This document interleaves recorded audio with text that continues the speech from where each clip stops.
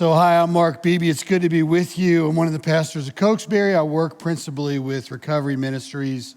We do that on Thursday nights. If you know somebody that's struggling with something in their life bigger than they are, I would encourage you to bring them with you to Recovery on Thursdays. We start with dinner at 5:30. It runs from 5:30 to 6:30. And we start worship at 6:30 and we run to 7:30. And then our open share groups, there's a wide variety of those, start at 7:45. We also, every Thursday night, do a group that we call Family and Friends Compulsion Education. And that group is designed for people that are struggling with someone in their life who has something bigger than they are. And we go through a series of talks about how we can best help you to create balance for yourself and be the most help, how you can be the most help to someone that is this person in your life that is struggling. We also run that family and friends group on Monday nights at 7 o'clock on a Zoom meeting. And to find that link, you can go to recovery@cokesbury.com, get help now, and you'll see the link, the Zoom link for the family and friends group. But I'm glad to be able to be with you this morning. We have been in the middle of a series about what is it like when God's people started to live in the wild. And we're talking about a story from Scripture that has to do with the people of God having been held captive in Egypt, and God decides finally that he's going to set them free. And so he uses a guy, Moses, and some other people to accomplish that. And where we kind of pick up the story is when the people of God are free from Egypt and they are living in a wilderness place. They're living in the wild, and God is trying to teach them lessons that principally revolve around one question: are you gonna be able to trust me? Are you gonna be able to trust me? And he creates and allows for adversity along the way in this storyline to give them the opportunity to build and develop trust in him. Because what God is telling them is, you know, this wilderness is just one of the wilderness experiences you're probably gonna have in your life.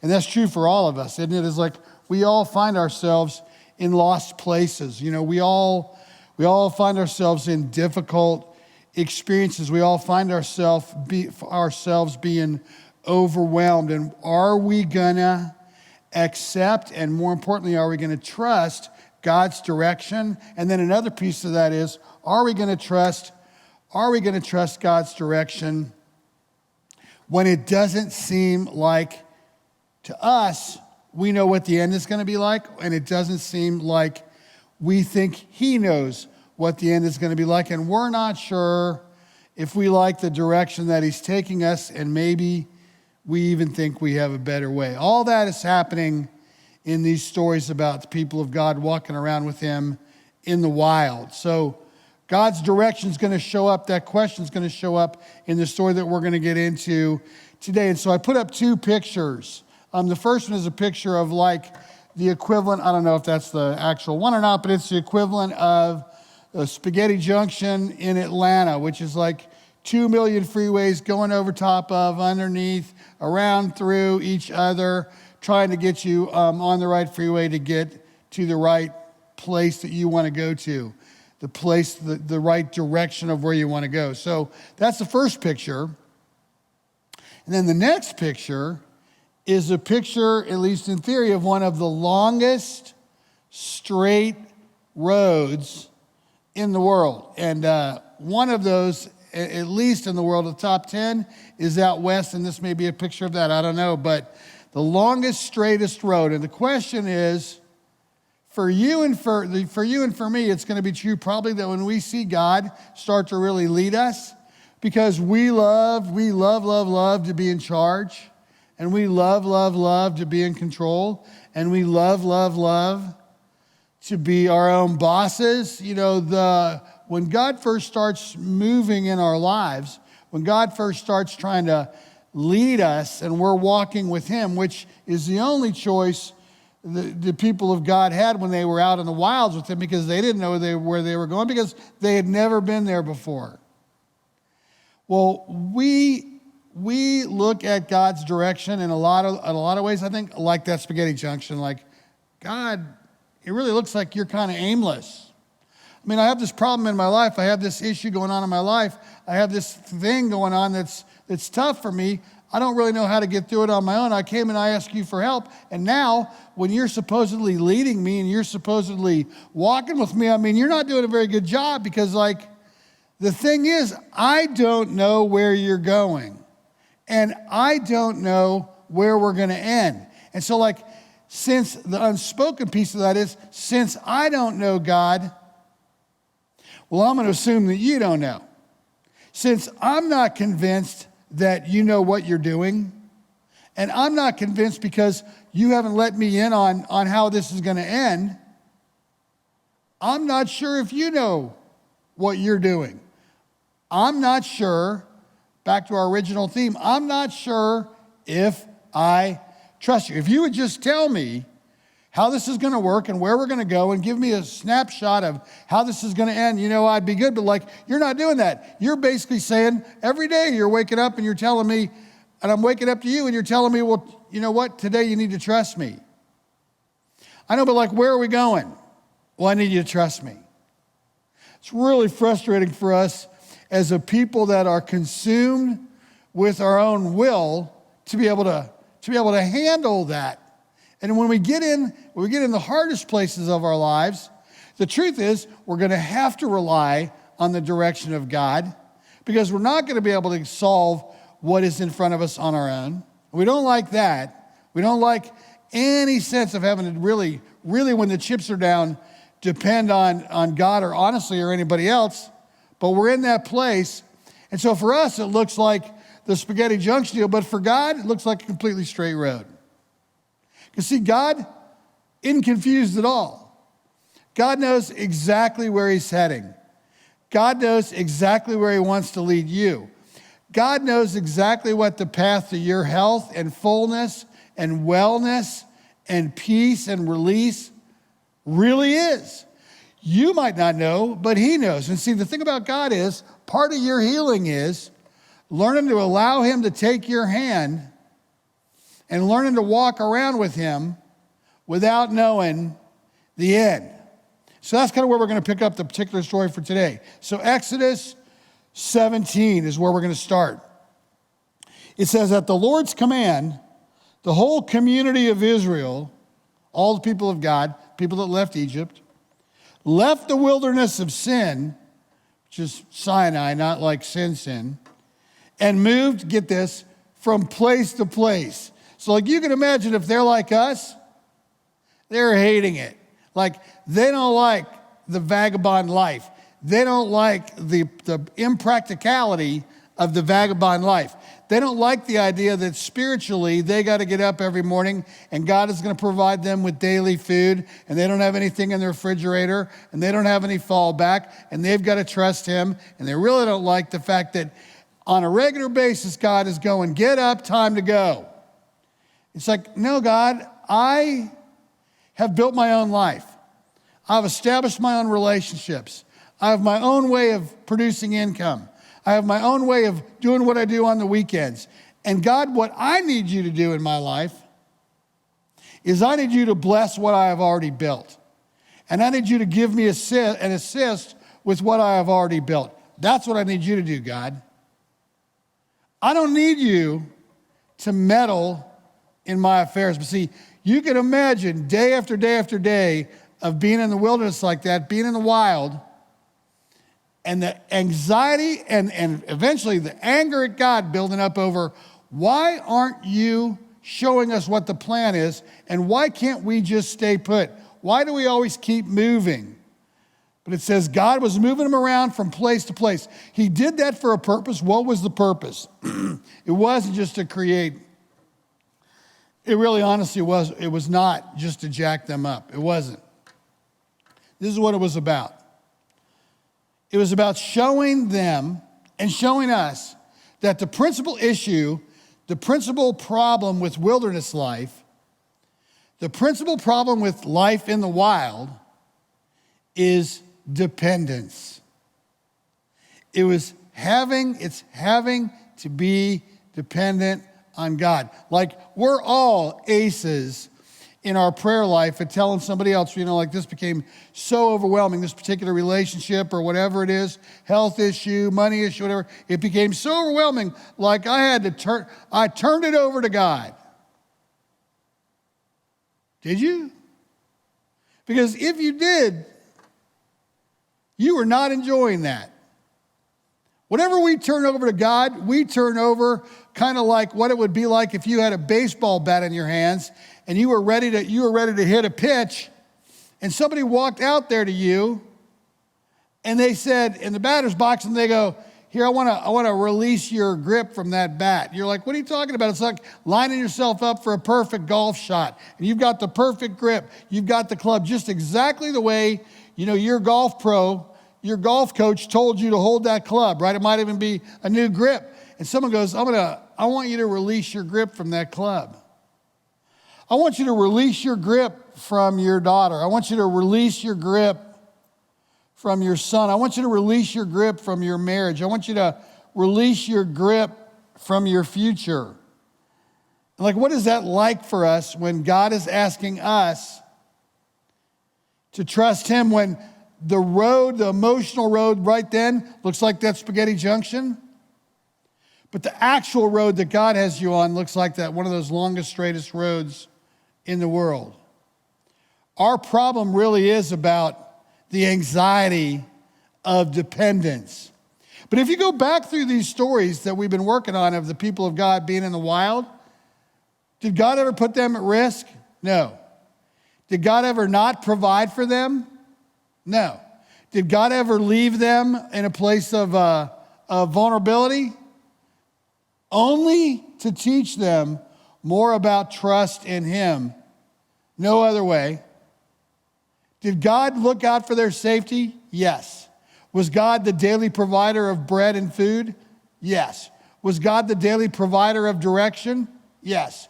Was God moving on them, trying to show them what it was like for their hearts to belong to him, so that once that possession exchange occurred, they would be finally free?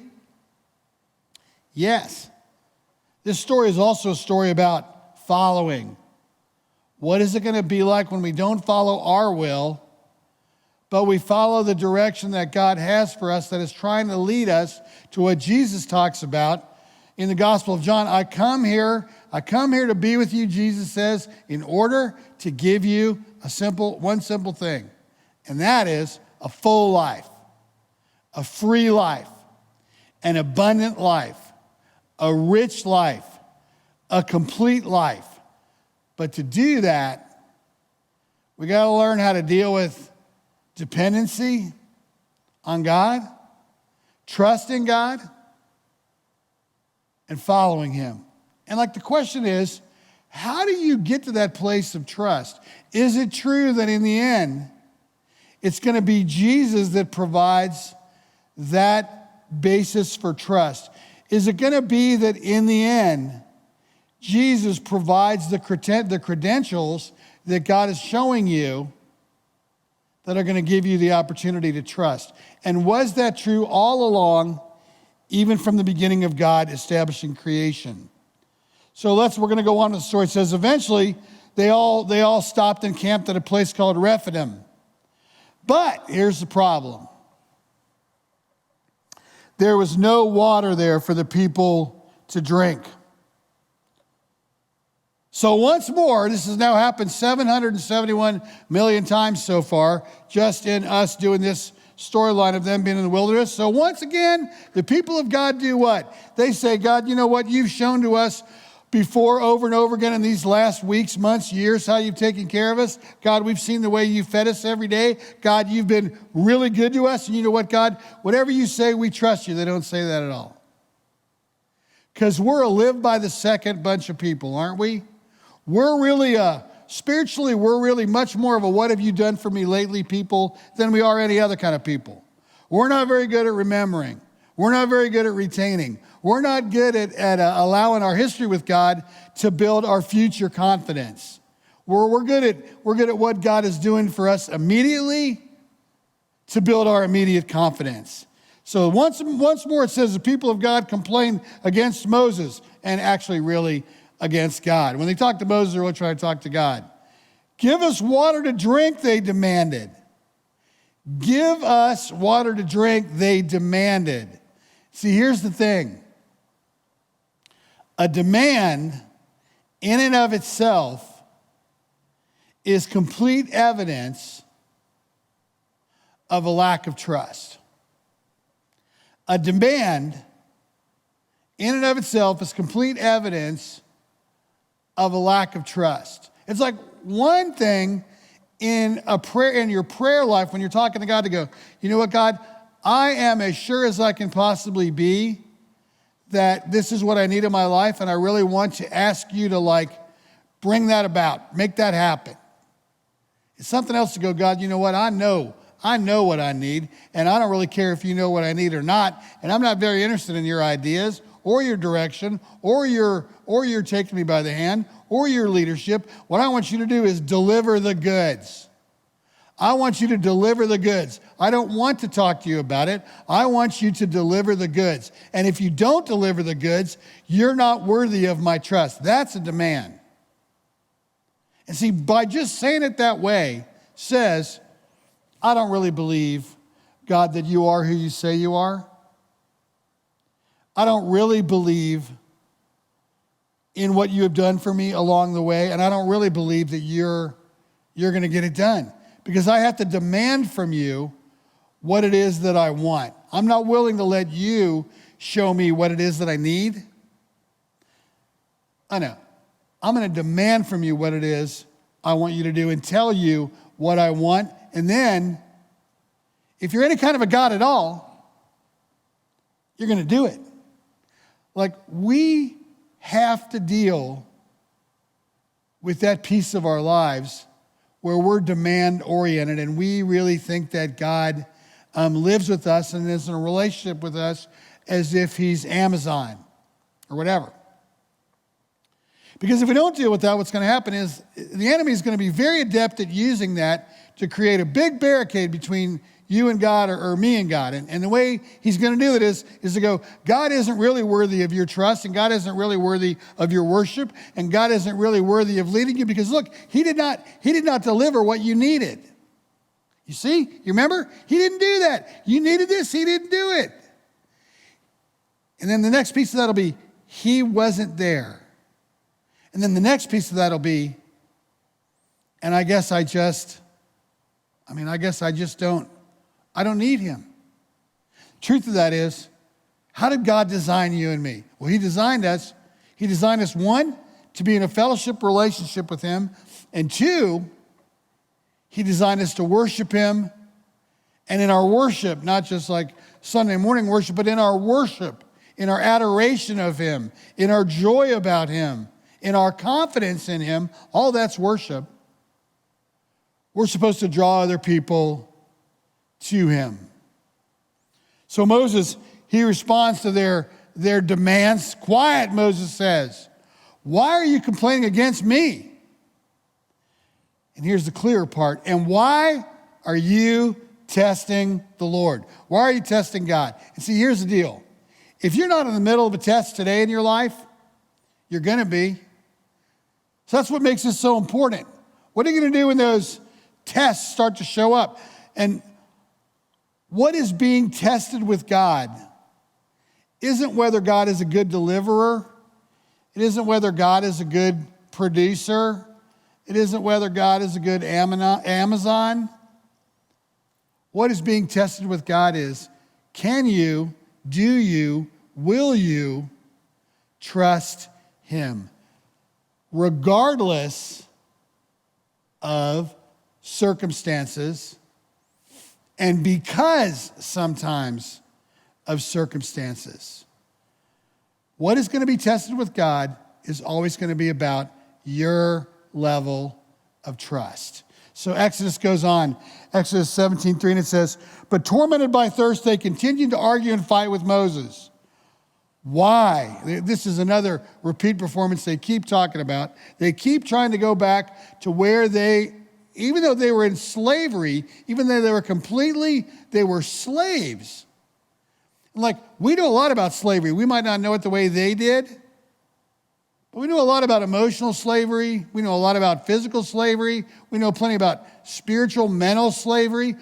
They go to God. They go to God through Moses. You know what? You screwed up. You should have left us as slaves. At least when we were slaves, we understood the gig. At least when we were in the middle of that relationship, where we were bound up as slaves, where we couldn't come and go as we wanted to, where we couldn't talk to the God we wanted to talk to. At least then, we were in control. At least then, we knew what we were doing with our lives. At least then, we had some kind of a squirreled away fallback of food or whatever. Why'd you bring us out here to Egypt? Why did you bring us out of Egypt? Why'd you bring us over here into this wilderness? What are you trying to do? Are you trying to kill us? Are you trying to kill our children? Are you trying to kill our livestock by not giving us any water? I mean, Moses, AKA God, why are you putting us at risk?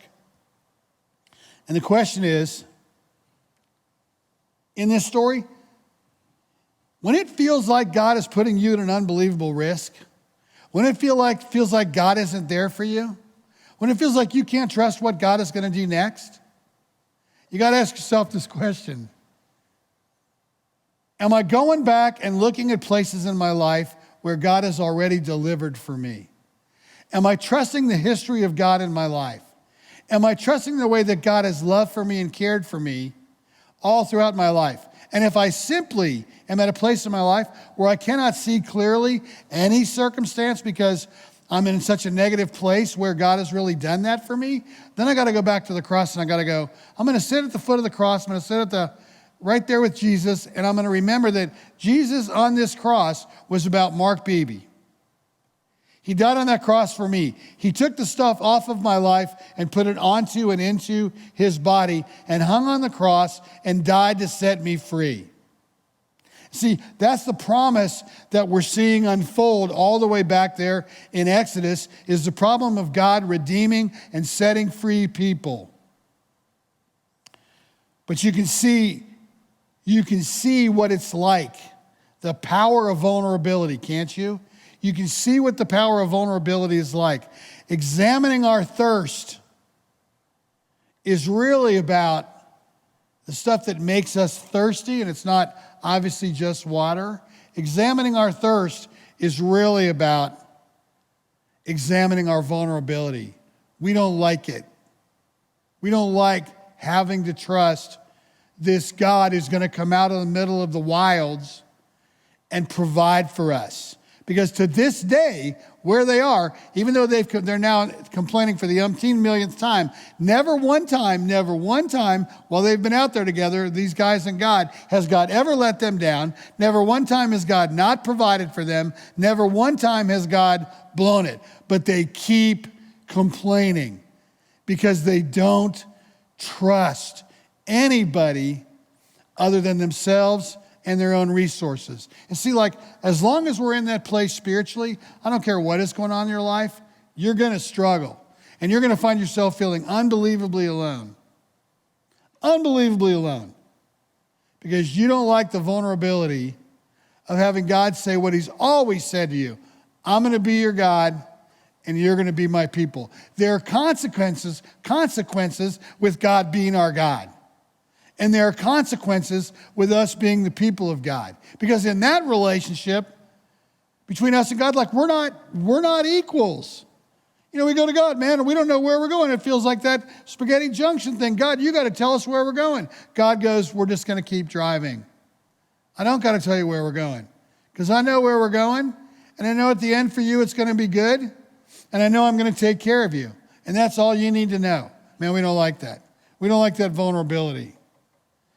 So then Moses gets into it with God. Story continues. Moses cries out to the Lord, what should I do with these people? They're ready to kill me, God. The Lord says to Moses, walk out in front of the people.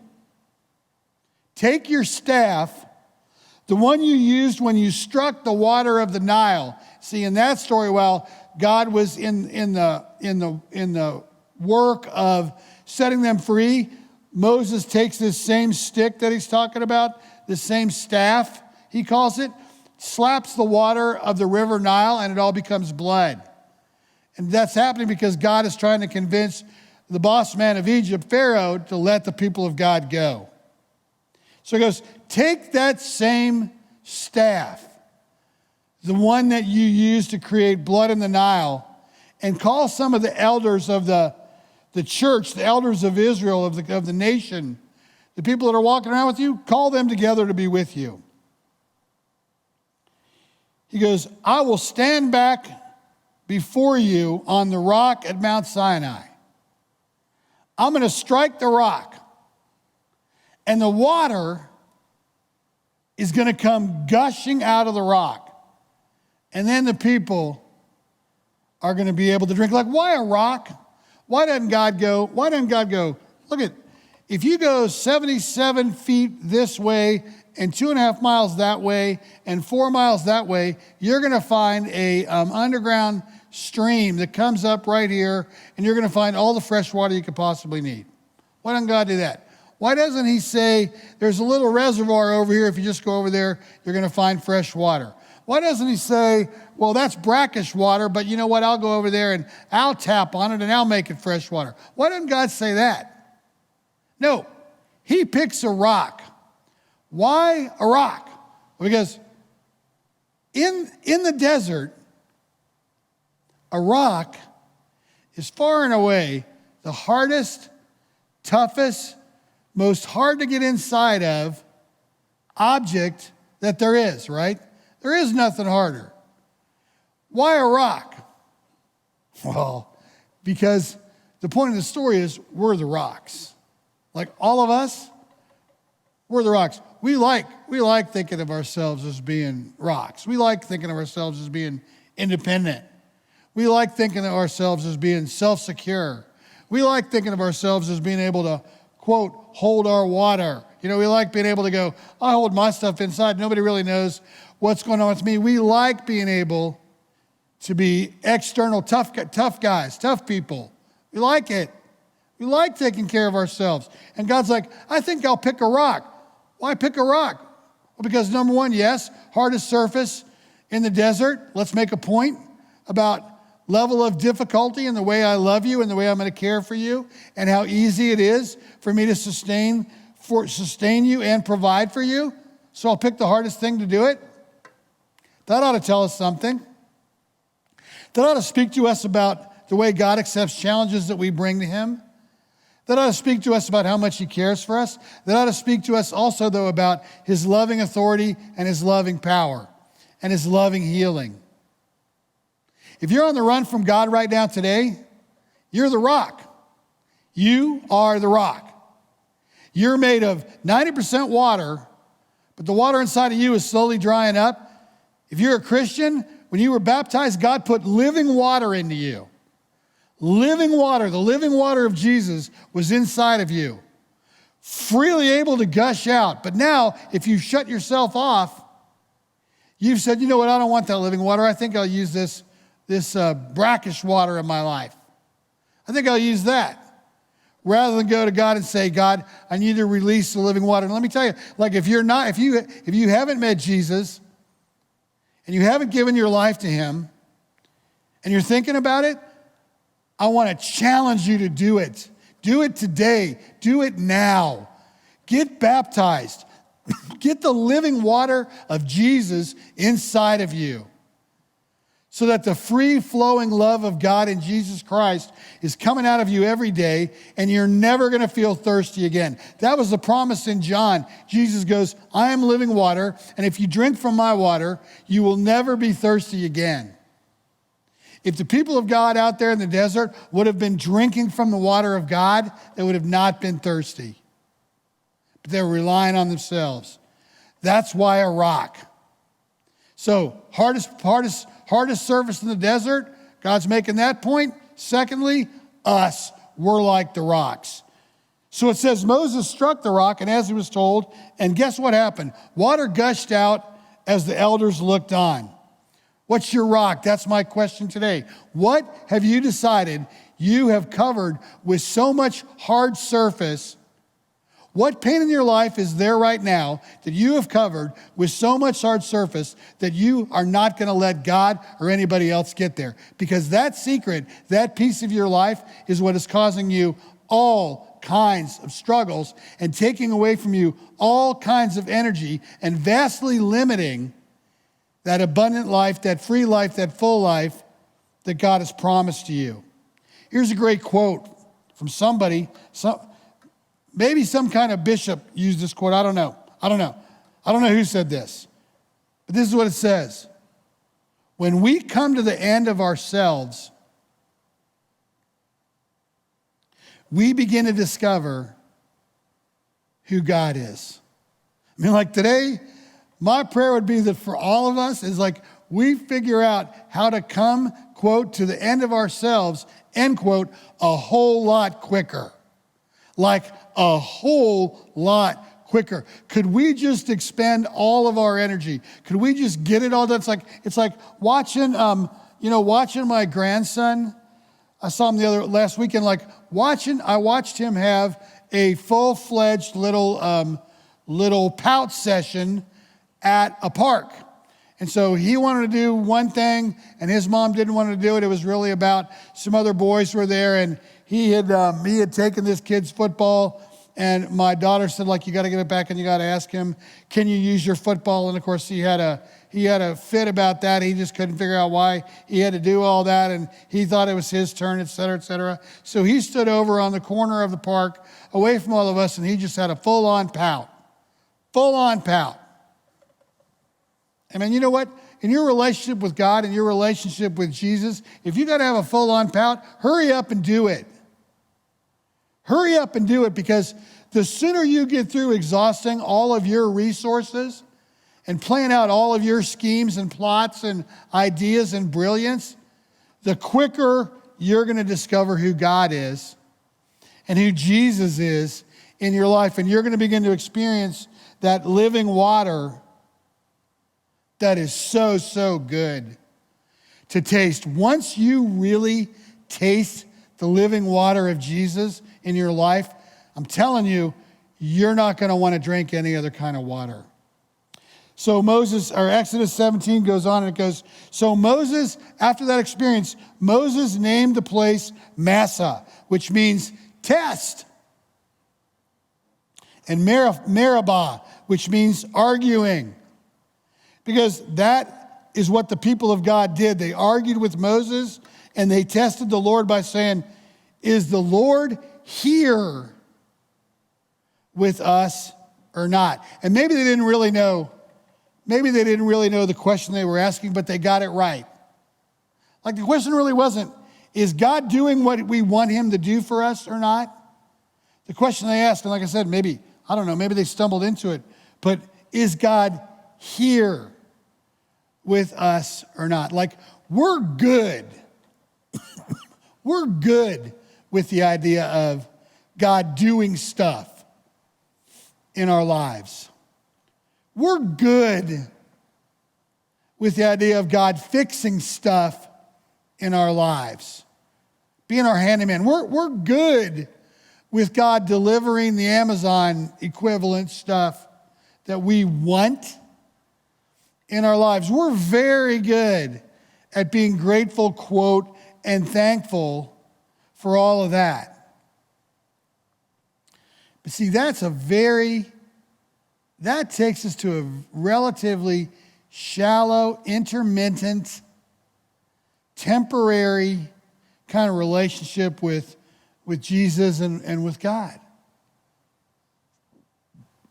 Here's the deeper relationship. It doesn't matter what happens. It doesn't matter what I'm going through. It doesn't matter what the level of difficulty is. It doesn't matter whether I've never been here before or I've been here 10 million times before. You know what matters? It doesn't matter whether I can see the end of the story. It doesn't matter whether I can see the solution. What matters is that I trust and that I believe that God is with me. That I trust and that I believe that God is with me. Because if God is with me, and if God is holding me, and if that cross of Jesus was for me and about me, and if the promise of living water is for me and about me, and if the promise of a free, full life is for me and about me, then what I need to do, all I need to do, is start my day and end my day holding the hand of Jesus and walking with him, because I know that despite what else apparently life seems to be telling me, the truth of what Jesus is telling me is, I'm here with you. And I'm never going to leave you. And I'm never going to walk away from you. And I'm never going to quit on you. And I'm always going to be on your side. Like, that story is a freedom story. And that story is a healing story. And that story is a confidence story. And that story is a hope story. Listen, thanks so much for being here. Good to be with you in Jesus' sweet name. Amen.